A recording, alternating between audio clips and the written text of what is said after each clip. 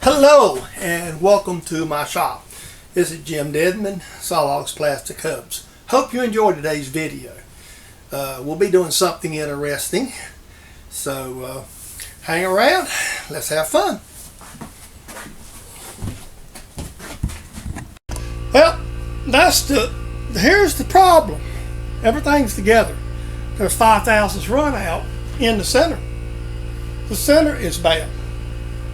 So I'm going to try something because center's no good the way it is. I have some hard turning inserts. So what I'm going to do is I'm going to index this thing and mark it to where I can put it in the same place every time. More or less make us a zero mark in the plate. And we're going to try to hard turn this thing. This may not work, and I don't know if you can see this. Let me see if I can zoom you in. Alright, you see a little blue mark. Now, what that grind mark right there corresponds to is a 0 that I have on the plate. So everything, the plate will go up to the same position. You just line this slot right here up to the 0. Theoretically, the runout should always be the same. So what we're going to do is we're going to set up, cut an angle, set the compound up to do the proper angle. And we're going to put in a CBN insert, and we're going to try to get the run out of this fool. So we'll just see what happens. I'm not going to swear how this is going to work because I've never done it on this lathe before. And what I've got in there is a CBN insert designed for hard turning. And I'm going to try it about 800 RPM, and we're going to give it a whirl, see what happens. We're not going to take heavy cuts.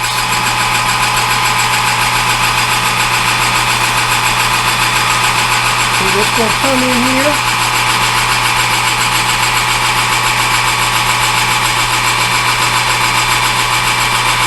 CBN doesn't like interrupted cuts, by the way, neither. So all we're going to do is see there's a little warp in this too. I know that going in. So part of the problem with the runout is the tip's got some warp in it. It'll grind some off the tip. I'm only going to take a thou or two at a time. The CBN does not like interrupted cuts too good.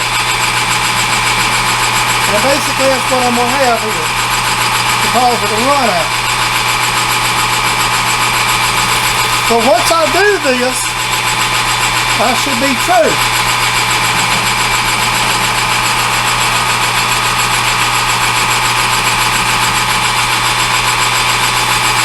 We will come back once we get done and grind the point off. You notice I'm only taking about 1/1000th cut. The biggest problem here is going to be the setup. I just happen to have a couple of these inserts that I brought home before I retired. I used these for 20 years doing something similar to this, obviously not cutting papers. But we turned a lot of hardened shafts, much harder than this material. And these inserts are pretty darn good stuff. I got it about 800 RPM. You only want about 400 to 500 surface foot with these. You'll see, I'm going to go all the way up. I'm going to get all the blue off of it. And it's at such an awkward angle, I can't really get much to it. I'm not going to take much hardening out this. And we're going to grind a little off the end when we finish.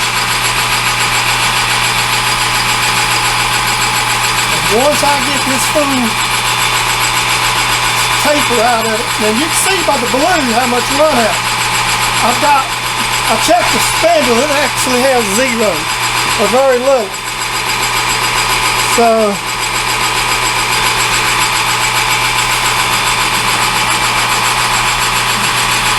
This is probably going to be a separate video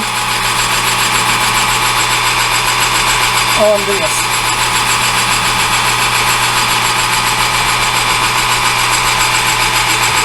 This is a semi-proto. A really good insert. The application uses used that did run 500, 600, 700 pieces actually.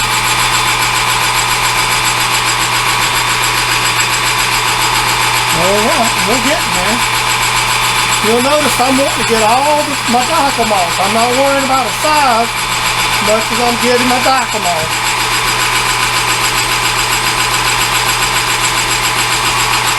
I've only taken about 6,000 to 8,000 off of this. I'm not taking very much. This will be like cool post grinding, folks, set with an insert.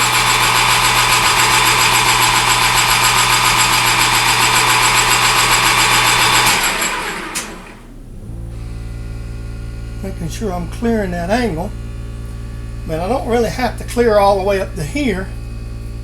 I like that. I'm going to go back and make one more pass and try to run it slower. And try to make a slower hand speed. Make a little better finish on this. Now I'm going to leave it at that. I'm never going to use the top of this center anyway.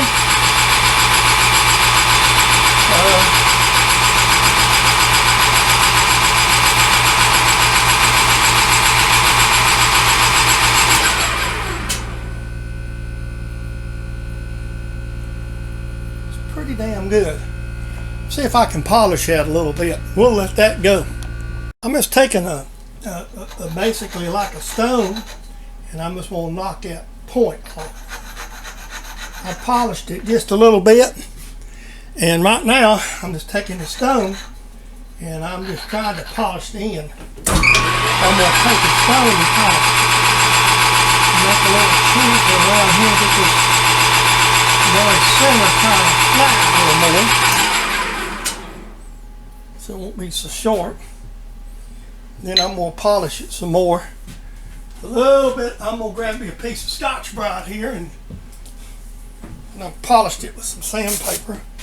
Take a little bit of maroon Scotch-Brite, and we're going to kind of shine it up good. And we'll put an indicator on it, see what it looks like now. When I checked the spindle, it was good. So what it tells me that this center was basically wrong. And, you know, we probably could have sent it back or tried to, but the problem with it is, we know once I do this, put it all back together, and we'll check it a couple times and make sure this works. But I'm pretty darn positive that I get this thing polished up good. We'll see what the run out here is. Folks, it's not perfect, but it's a damn sight better, because that sucker had about 15 thousandths. You put that sucker in there, you can watch that thing run up and down. So let me just put it back in A3 here, or C3. And you can see that still got some run out in it, but not still. I'm gonna go back and I'm gonna paint this. I'm gonna take another cut or two, because I'm not satisfied yet. It's just not what I want.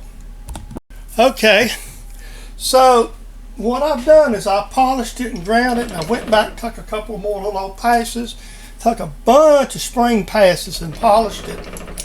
I'm a little disappointed I can't get it where I would love it to be. Love it to be within a half. I'm about 1,000 now. It's about the best I can get it.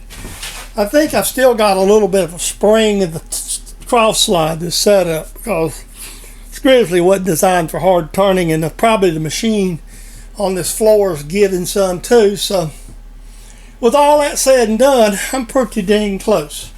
So I'm going to clean everything up, put the plate on, and then take this thing out, turn around, and replace this back in and see if I can get the same numbers. I'll bring you back.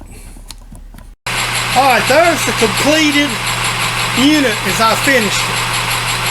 So it's ready to go. I'm going to turn everything around, mock it up, and show you what we're going to use and how it's going to look. Alright, there's the finished product sitting there running. You kind of get an idea of what it looks like. You noticed when I fixed the center, I had to turn this down. And I'm going to kind of look at this, see if you can see this and make it out. Okay, this is the insert I use, a Sumitomo. This is basically a 433 that doesn't have any chip breakers or anything. And I'm going to show you what it looks like in the holder. Fits right in a standard holder. This is the holder I use all the time. So, and it fits right in, you just change it out. I'm going to set down right here and I'm just going to index the insert out. So, the drawback to these are very expensive. CBN per corner, to get pretty decent inserts, about $20 a corner, $20 to $25 a corner. Or that's what we was paying at Eaton for these things. No matter what brand. The truth of the matter is, and I will tell you, I've used these for lots of years. The domestic manufacturers, Kennametals and such, they don't have a handle on CBN stuff. I mean, it just isn't as good. Now, if you come across one on eBay or something cheap, buy it, because it's better than nothing. But it is not the insert that the Japanese inserts are. The Sumitomo, Mitsubishi, Kyocera are all lots better inserts for this type of hard turning application. I've got 3 or 4. This is an old, we call it obsolete. I don't even know if Sumitomo still sells this grade anymore. And they've actually went to coating and a lot of other stuff. And I will tell you, I got 3 or 4 of these, and just like it, this center job comes in great handy. I hope you enjoyed the video. So let's put a disclaimer out of the way. This video is my idea how to do things. It's not the only way. So I hope you enjoyed it today. The other thing, comments are always welcome. Please take the time, if you feel so inclined, to make a comment on my videos. Also, I appreciate all my subscribers, the new ones and the new ones. And finally, the other disclaimer. This is a copyrighted production of James Dedman, Sawlogs Plastic Hubs, for your enjoyment on YouTube. Thank you, have a great day, and we will see you in the next video.